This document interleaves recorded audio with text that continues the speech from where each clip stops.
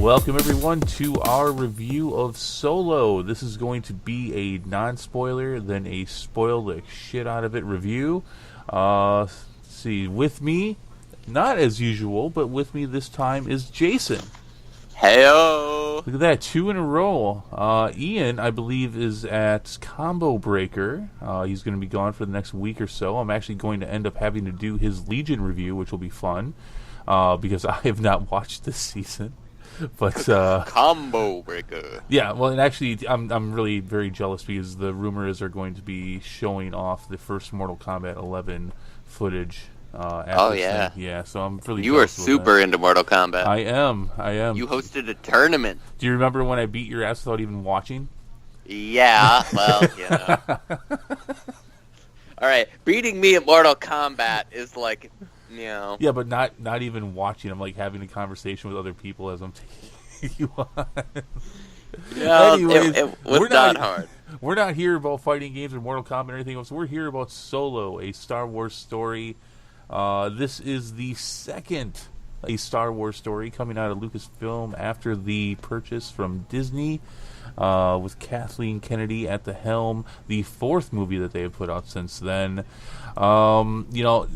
Star Wars in a lot of controversy after The Last Jedi, which you have not seen, which we obviously did a huge review on. And for Ian and I, our opinions changed drastically after that because we had some. There's a little bit of Star Wars drunkenness that you undergo after a new movie like that.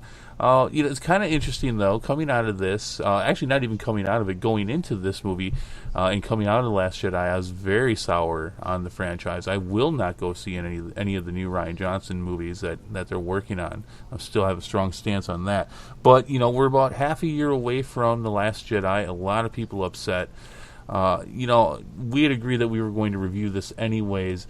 I wasn't really looking forward to this, and in fact, yesterday thinking about it, I'm like, I think I'm going to end up getting more upset about the fact that the new reign of Lucasfilm with Kathleen Kennedy and everyone else has taken away the anticipation and joy I have just looking forward to a new Star Wars movie. I mean, we're doing this on a Saturday. If this was any other Star Wars movie at any other time, I would have been in there dealing with all the smelly people on an early showing and, dealing with a packed theater. But we're like, let's go see it. Let's go see it on Saturday. Now you're coming. Yeah, go ahead. Yeah, I'm coming from. I never saw The Last Jedi, so for me, the last one I saw was Force Awakens. So for me, Star Wars is still awesome. I still like it. I thought you saw Rogue One. I did, and I loved Rogue One. So The Force Awakens was not your last movie. Rogue One. Well, last flagship movie, let's say. Okay. Well, last trilogy movie. Yep. Okay, it matters. Now, I'm a big Star Wars nerd, and I will still declare myself as that. I'm a fan of the canon, not so much of the Legends, even before it was turned into Legends. I've always been a fan of the canon, up until recently, obviously. You are, I think, and same for Ian for the most part. He would also consider himself more of a regular fan, a fan of movies, a fan of sci-fi. You're not a big diehard Star Wars fan. No, I'm more of a casual Star Wars fan. I mean, you appreciate it. You appreciate it for what it is as a franchise. You appreciate it for what it is as movies. But you're not like, I gots to seize it. Yeah. Hence, you have not even seen The Last Jedi yet. Yep. Okay, so you got to lay that down for context of where we're coming from here.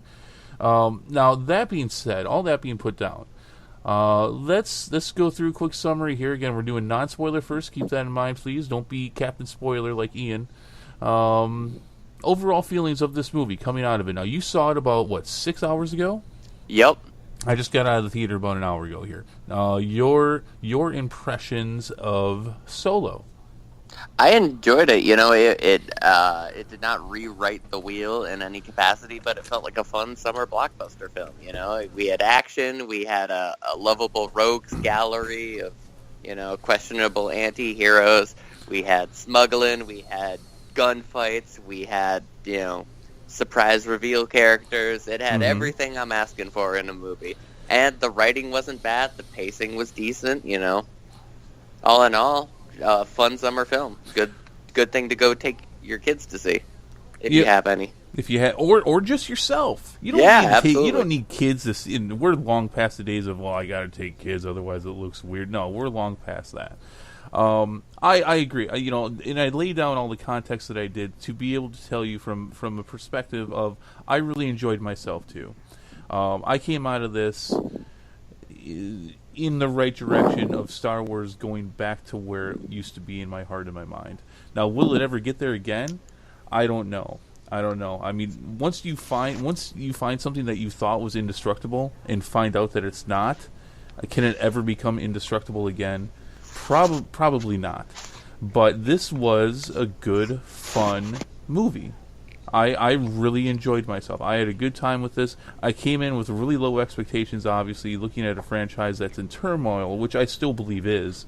But this was good. Now, that being said, do you know about all the trials and tribulations that went into just this movie alone?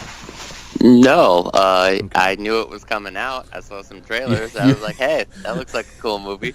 So the directors were dropped about almost, I'd say, almost to completion of main filmography. They dropped them, and Really? they brought in Ron Howard. I'm sure you know who Ron Howard is. Yep. Yeah, Ron Howard took over, had to reshoot. They say upwards to 70% of the movie. It's probably a lot more. The movie almost doubled its budget as far as cost. Very different direction. I mean, much like Rogue One, which there was a good amount of that, which was reshot, not nearly as much.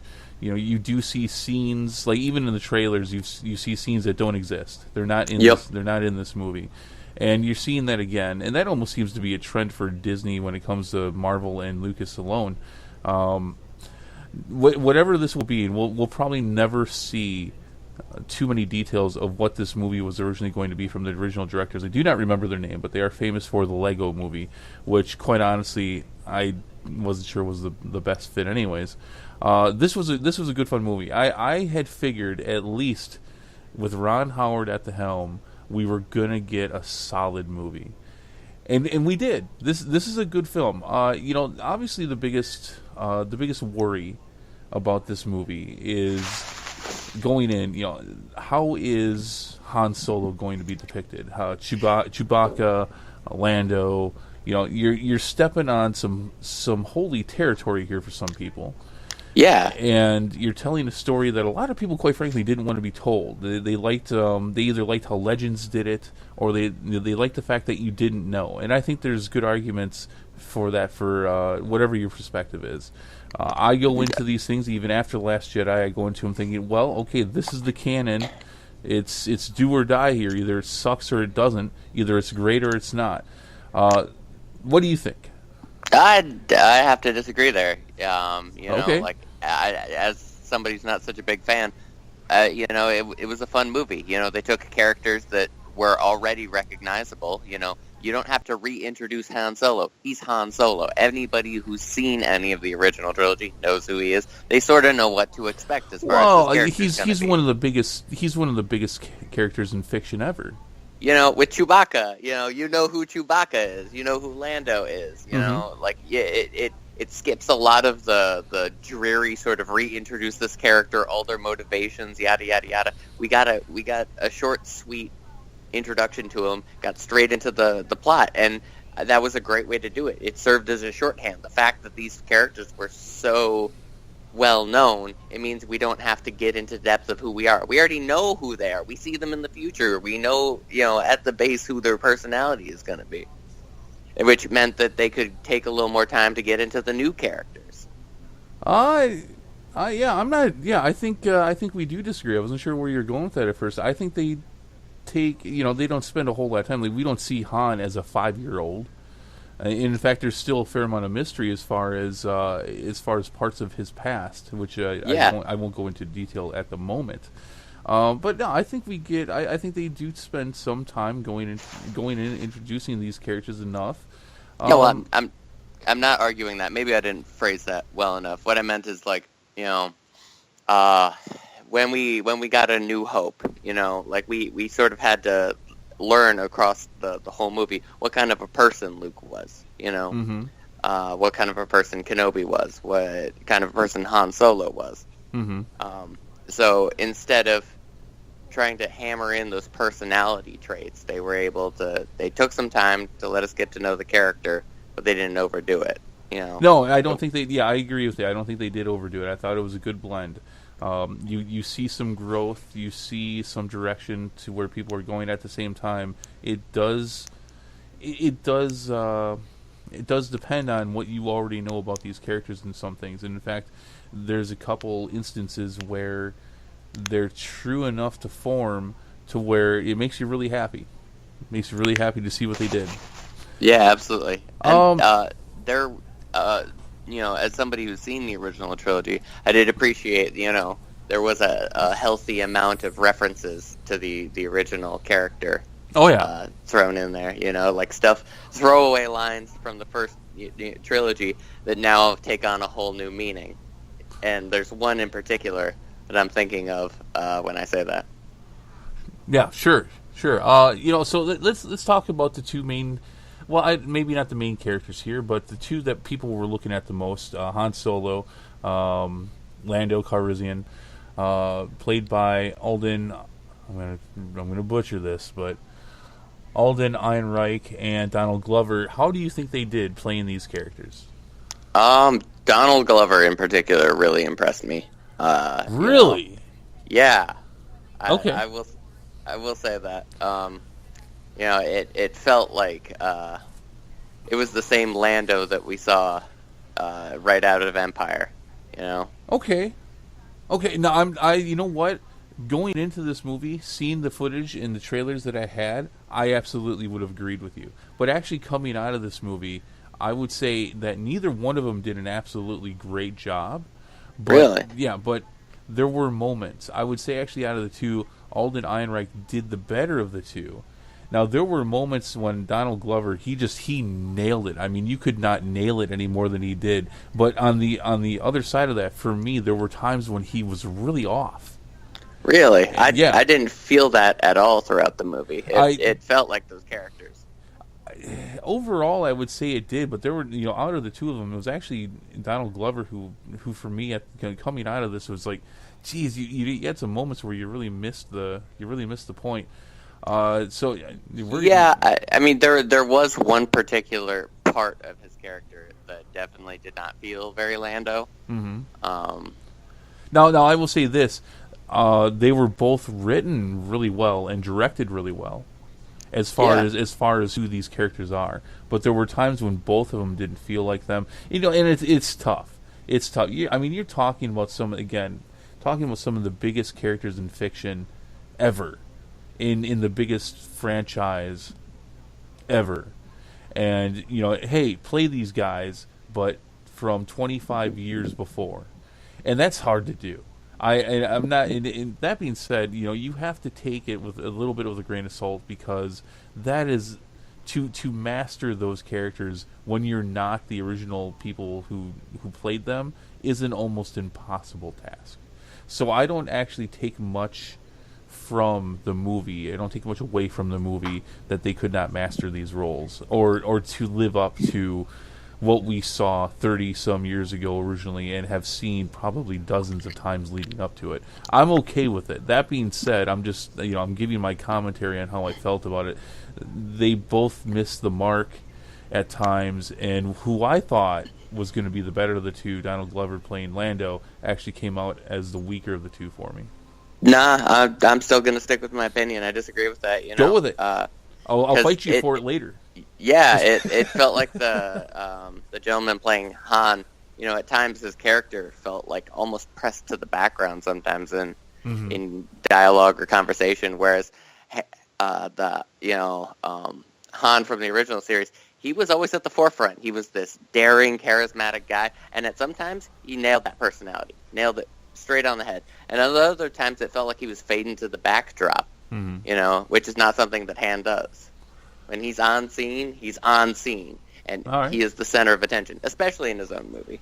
It's interesting where we're coming out of this. Now, let's see. What do you think about the other characters, the new characters we got?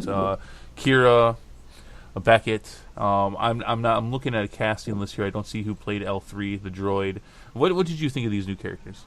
Well, it was fun to see how Beckett and Han interacted. You know, I don't know if this is considered spoiler territory or not, but the mentor student sort of relationship between them was. No, I think that's fair. I think the trailers and such, the promotional material, kind of put that in that role. I think yeah, that's fair to bring up. the relationship between them had an interesting, if not predictable, twist to it. The bit with Kira, the main love interest, was interesting, especially her ending. I enjoyed how they concluded that. I was not expecting such a strong love interest. That was a little surprising. I think it's a little spoilery for us to even comment on that, but I think that's fine at the same time. Yeah, you know, we're not saying much, but yeah, Kira is a strong love interest for Solo. Was not expecting to have that kind of story. Yeah, I'm no, not totally sure how I feel about that either. Going in, I was not expecting her to play such a large role, but coming out of the movie, it did not feel bad in any way. You know, like the engagement between them was fun and believable too. You know, it sort of felt like that hot on and off teenage romance that people get in real life. You know, it felt believable. You know, let me add on to that a little bit more and say that this is a relationship for all the intentions that you think would be one. You know, them being so young and idealistic, and given the circumstances of where they start. That being said, and considering people know, obviously, you know, Han and Leia are a thing in the future, there's a feeling of there's just like the relationship, not exactly, but like the relationship coming from Anakin and Padme, there's a feeling of doom to it as well. I didn't really get that impression. No, but no, it doesn't work out. Yeah, that's not a spoiler, by the way, people. You saw that almost 40 years ago, or actually more than 40 years ago. It doesn't work. But we don't know why. No, and that was the thing walking in there. I'm like, all right, so obviously we know he doesn't end up with her, but anything can happen in between there. There could be any number of reasons. So yeah, but it's a failed relationship. It's doomed. Maybe, but I didn't get the sense of doom from it. No, for me, while I was watching it, it was not like Leia was constantly in the back of my head every time they talked or had an engagement with each other. Right. It's interesting. That's why we do this, and I knew we were going to come out of this with different perspectives on it. See, for me, it felt very similar to the relationship with Anakin and Padme, because you know this is going to turn out badly. You know, you're watching it in the prequels. You're seeing these two form a relationship, get married even though they're not supposed to. Padme gets pregnant. Spoilers all over the place here. If you have never watched Star Wars before, you're screwed. I'm spoiling everything. Which, yeah, again, these movies came out a long time ago, though. Yeah. But the inevitable end of this doesn't work. And maybe for you and I it's a little bit different because I'm not looking at it with the weight of the repercussions that happens, obviously, because Anakin and Padme don't work out. I'm not looking at it from that. But just from a relationship perspective, you're watching this relationship form. You're watching it evolve. You know it's not going to work. It's not, To be honest, I wasn't thinking about that at all during the film. Like, it did a good job of engrossing me. Yeah, it's not like I'm, focused on it, but it's kind of interesting in general when you see things like this, and you're seeing a prequel, which is what this is. You're seeing these bonds be created, knowing that it's not going to work. Something's going to happen. Overall, I would say that they get just like Rogue One, they do a really good job of engrossing you into this world. They recreate the Star Wars world, especially at this time period in Star Wars, really well. They do a really good job of continuing to show you other things that have been brought up and talked about in the Star Wars world, they show this, they expand it in that way. They do a really good job, I think. What do you think? Yeah, no, it felt like we stepped into a universe, especially some of the backdrops that we visit in the movie felt like real places, sort of scummy places that you could actually go to. Say whatever you want about Lucasfilm and what they're doing with Star Wars nowadays. They have hit it on the head on recreating the visuals of this world. Yeah, it's absolutely. Beautiful. It's absolutely beautiful, and that continues here. You've seen it in all the films that they've done so far, and you see it again. It's great. The score, I would say, is much better than Rogue One. The score for Rogue One felt a little bit off for these Star Wars stories. A lot of people, myself included, complained about the score. Didn't quite feel it felt like it fit. They did a much better job this time around. I mean, of course, the score for Star Wars is obviously one of the reasons why it's so popular. People love the music out of Star Wars. Rogue One, probably my biggest complaint out of Rogue One was that the score is a little off. But here, it's fantastic. It's on point. Yeah, no, I couldn't agree more. The music definitely helped set the tone. It was never bombastic or in the way. It complemented the scenes very well. I would say, and something that I heard going into this was that the story was a bit sloppy. I would agree. It's kind of weird when you're talking about something like this, when you're looking at a prequel focused on a character who is going to be complicated. Let's say that. And go ahead. I wouldn't agree with you there. Okay. We're just going to keep disagreeing. I'm going to fight you about it later. All right. Well, no, explain, sir. Okay. Remember, we're still not spoiler, though. Yeah, it felt like watching a space version of, like, Ocean's 11, Okay. They're walking you through the job. I don't know if that gets too spoilery. I will agree with that there is a plot here. I'm not saying that it's all over the place, and I would agree that it is a good smuggler film, which for a Han Solo movie should exist. It's fine like that, and even so much as saying that it does a good job of taking you into the underbelly of Star Wars, which is something that they've been trying to do for a long time. There's been several projects over the years that have been in concept and never made it to fruition.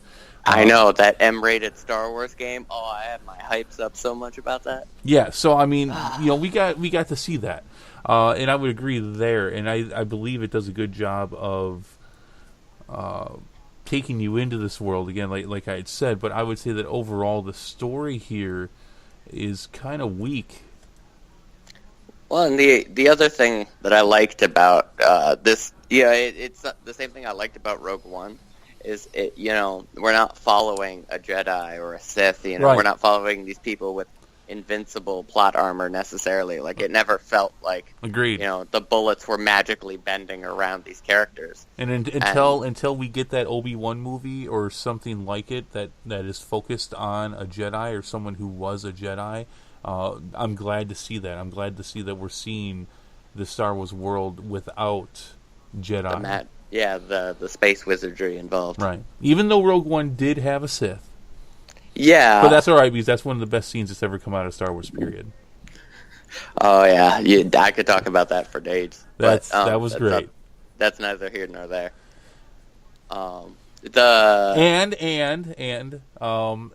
Then I don't think this is spoiling. I'm not going to... Well, you know what? Never mind. It is spoiling. Never mind.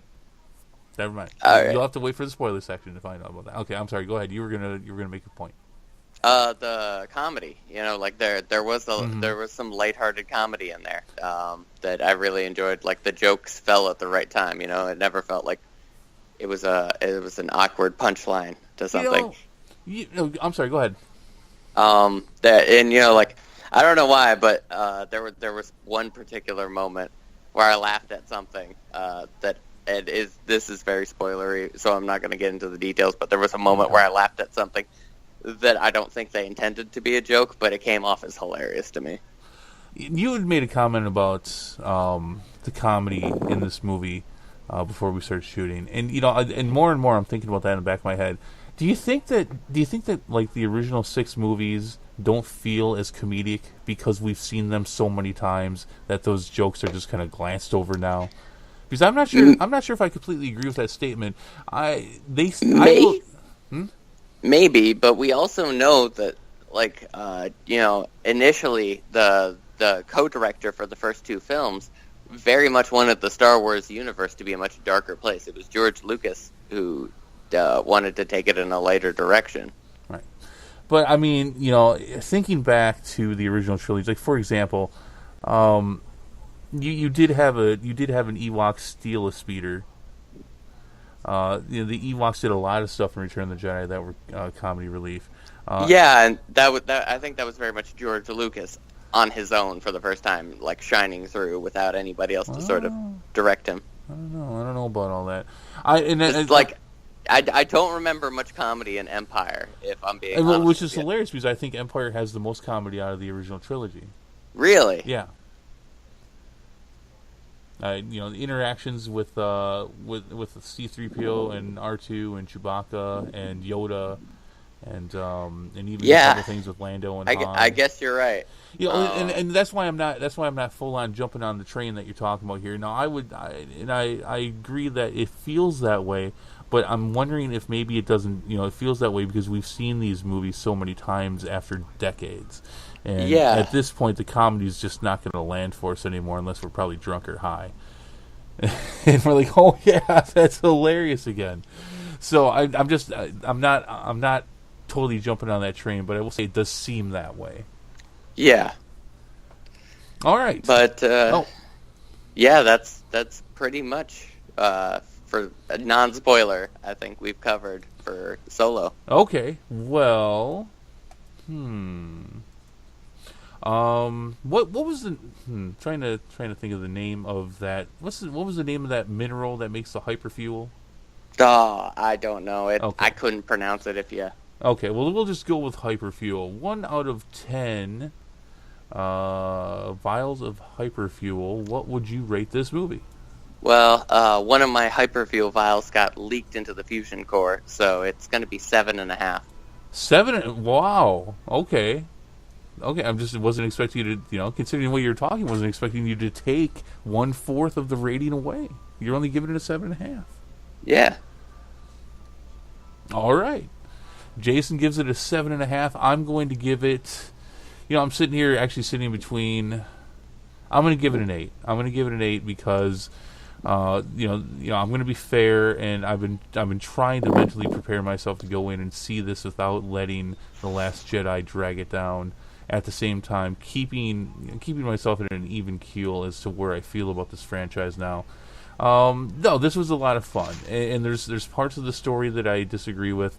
While I do not expect these actors to recreate these roles to perfection, at the same time, the movie needs to be held accountable for the task that it's putting in front of itself. But Ron Howard does an awesome job of putting together this fun movie, telling a very different story about a classic character from the Star Wars franchise. It's fun, it's exciting, it does a good job for the most part in what it's doing. I think it's solid.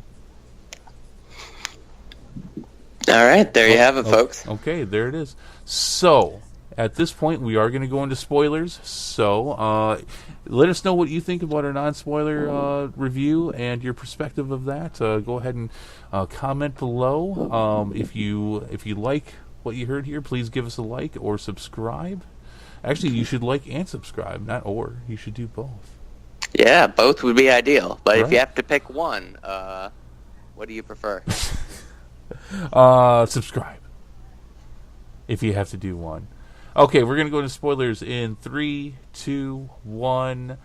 Okay, so we are now spoiling the crap out of this movie. Obviously, the 2 words, Darth Maul. Yep.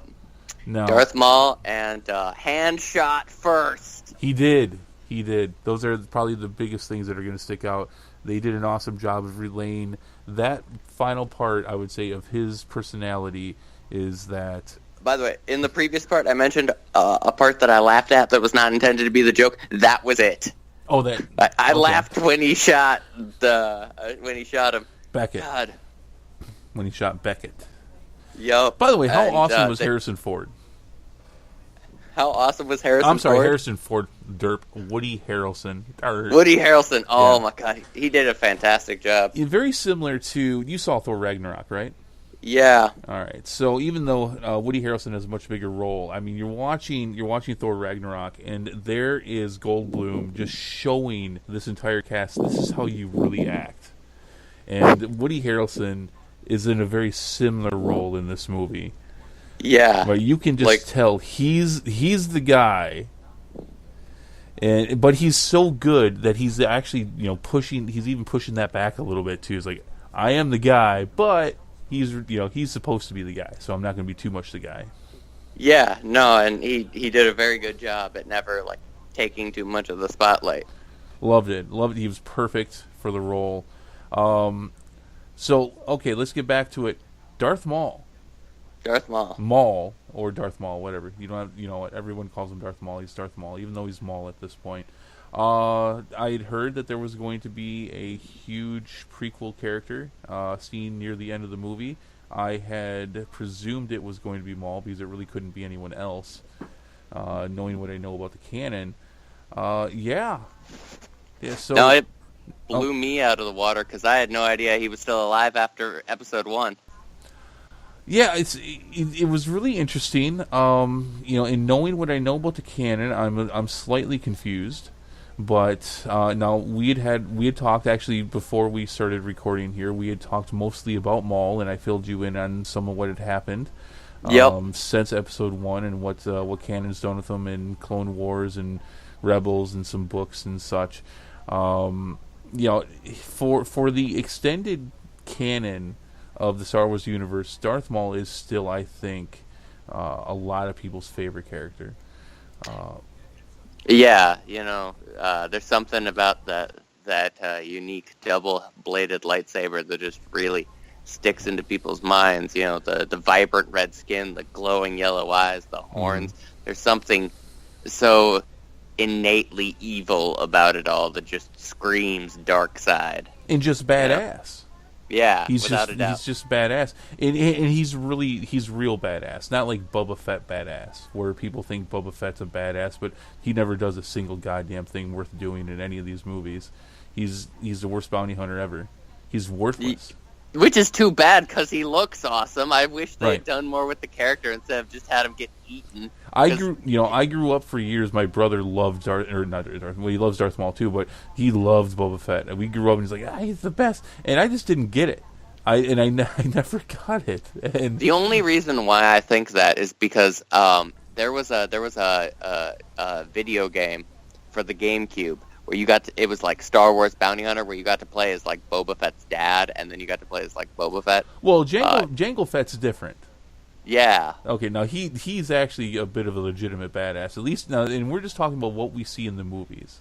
Oh, we're just talking about it in the movies? Yeah, because I mean, his fight with Obi-Wan Kenobi in Episode 2, he actually stands up against the Jedi and does a pretty good job. He does have to run, but I mean, he stands toe-to-toe with Obi-Wan Kenobi for a while. He does get his ass kicked by Mace Windu, as he should, because Mace Windu is the best. But Boba Fett never does a damn thing worth talking about. No, and I think that's unfortunate that they chose not to do much with that character. It's not unfortunate; it's appropriate. Well, they designed such a cool set of armor, and then they were like, "All right, we're just gonna kill them off." Now I heard there was actually a Boba Fett cameo in this movie. Did you see it? No, I did not. I didn't either. I think this is also the first movie without C-3PO. Yeah, there were no droids other than L3, who was my fiance's favorite character in the movie. L3 was fun. I had a lot of fun with that. The whole revolution thing, the rebellion. Oh yeah, I think I found my purpose. That was great. That whole incident, just watching it derail. It just starts with her taking the thing off the one droid and says, "I don't know, go release your brothers and sisters," and then it's just it just all goes to shit. It's so great. Yeah, the bit with the little gonk droid stomping on the keyboard. Oh, that was so funny. Interesting that it's kind of funny, and I don't know when it comes to canon. I don't know too much about this, but that L3 is a part of the Millennium Falcon, which kind of goes to the perspective of it always seemed like Han was talking about the Millennium Falcon like it was more than just a ship, which obviously Captain's going to have very strong feelings about his ship, but it always seemed like there was something more, right? Yeah, maybe. I don't know. I always got that perspective, like maybe there was some kind of AI to the ship, which we don't see with most Star Wars ships. At least we don't go into that kind of detail with them. But we've got a backstory to AI in the Millennium Falcon. Yeah, that was really interesting. And just this might have been just me, but it was fun to see that first time where Han and Chewbacca, Lando, Lando, we're gambling for the ship. Yep, and Lando cheats to win everything. He did cheat, that dirty bastard. Yep. Oh, that was. Yeah, like the whole movie really did feel like a sort of Ocean's 8, Ocean's 11 sort of style, like crime film. Mm-hmm. I enjoyed it from start to end. The fact that they pulled references from the original trilogy, like I ran the Kessel Run in 12 parsecs. It takes on a whole new meaning after this film. Well, yeah, you got to see it, and then it was kind of funny because at the end of it, Chewbacca obviously comments something about how it wasn't really 12 parsecs. He's like, well, if you round down, round down. So it actually wasn't 12 parsecs. Or I guess if you round down, it was. That being said, what you're talking about with Lando and Han gambling, I thought they did a little bit of disservice to, at the very end, kind of cutting past. I don't know, it just seemed like they rushed the whole thing with Han actually finally winning the Millennium Falcon. I thought they rushed past that a little bit. Yeah, it did. That felt almost like it should have been an after credit scene, didn't it? Something more, just something more than what it was. It was like it kind of felt like, all right, we're gonna wrap this up with a nice little bow, and here's 30 seconds of him getting the Millennium Falcon. It felt like it should have gotten some more attention, and it felt like they've contracted this character to play 2 more movies. So really, if they're gonna do another solo movie, you could have done it at the beginning of that one or something. I just felt like it deserved a little bit more time. Yeah, I mean, I won't argue with it there. But it'll be interesting, especially the fact that we find out that the love interest, Risa, who? Or what's her name? Kira. Yeah, you're way off. I don't know why I keep wanting to calling her Risa. Anyway, Kira. I don't know. It was interesting that she decides not to go with him. She takes the yacht and she leaves, which makes me think that maybe we're going to be setting up to see her be sort of the antagonist for these next 2 films that you're talking about. Yeah, I don't. Well, if they decide to do them, I don't know about you. How many people were in your theater this morning? I would say it was about half full. Really? Mostly like families, parents with kids, stuff like that. There was maybe a dozen people in mine. There's a lot of Star Wars fans boycotting this movie. I don't know if we're ever going to see another one. But that being said, it's showing a character like Darth Maul at the end of it as this person that they're all answering to really does a good job cementing why everyone's so goddamn afraid. Yeah, it does make a lot of sense. And so Kira having to follow him, I definitely see some shenanigans going on as far as her trying to help Han, but ultimately having to serve Darth Maul. But what's even more interesting is do we see an interaction between Han Solo and Darth Maul? That would be fascinating. Yeah. Yeah, I don't. That's interesting. Well, and it's something that I just noticed. But before the show, you were showing me like clips from Rebels and stuff. But the saber that he uses in Solo looks exactly like the one that he uses in Rebels, with the little barbs and hooks on the side. It's not the one that he used in like Episode 1 or the one he used in Clone Wars. No, it's that at all. At some point, he gets a new one. I'm not sure about all the history on that, but I'm as cool as it was to see Darth Maul in a live-action Star Wars movie again. I mean, that was just awesome, and you know, it solidifies because this expanded canon that we get with the comics and the books and the cartoons, they don't pull from it too much. But them just showing Darth Maul there at the end at least solidifies all this canon that we've been seeing for years, that the movies in large part have gone past, which for good reason. They've not needed to bring Maul back into the story. Yeah. But it was pretty cool to see that. They've been doing that a little bit. In Rogue One, there was a character they pulled out of the Clone Wars as well. Good to see that. So... Well, and the other thing that I wanted to bring up while we're talking spoilers, so I could go into a little bit more detail from what I was talking about in the spoiler-free review, is how, characters don't feel like they're invincible, This is, in this movie alone, we see a lot of people die. A lot of, good guys, a lot of characters who we've been following, and it cements the idea that nobody in this universe is really truly good. Agreed with your first comment that life is fragile. Yeah, and that's definitely there, and it's done well. Okay, all right, that's all you got for that. All right, well, speaking of life is fragile, let's talk about the other main thing that you had brought up about this movie. At the end of the day, when it's all said and done, and Han has to make a choice, he shoots Beckett. He does. He shoots boom, Beckett right in the middle of the chest. He does not hesitate. He does not wait for Beckett to draw, which he's about to do. Yeah, they're he even tells Han he was about to shoot him later. Right, they're at a standoff. Someone's going to have to die. And you kind of get that feeling, too. And in fact, you get a little bit of a feeling of how's this going to end. Han shows you how it ends. He does not hesitate. He and it says a lot about the character, and it goes back to the first time we saw him, which obviously was in Episode 4, in the cantina. And with Greedo. Right, the big debate. And he had shot first, and then Lucas changed it, and then it was changed back, and they cement this part of his character, which is an important part too. There's a no nonsense part to Han that has to exist in order for him to be who he is. And this is a person who not only did he shoot, he gave him that goddamn gun. Yeah, and he shot him with it. Yup. Good job on that part, ultimately. And he keeps it. Like, that's Han's iconic blaster. Yep. He keeps that gun that he murdered Beckett with. And he takes it with him everywhere else that he goes for the rest of his life. Yeah. Good stuff. The Wookiees, got to see some Wookiees. Oh, that was fun. Yeah. And we got to learn how old Chewbacca was. Yep. 190. 190 at this point, which for the new trilogy puts him at about 240 plus. Jeez. Yeah, he's old. Crazy.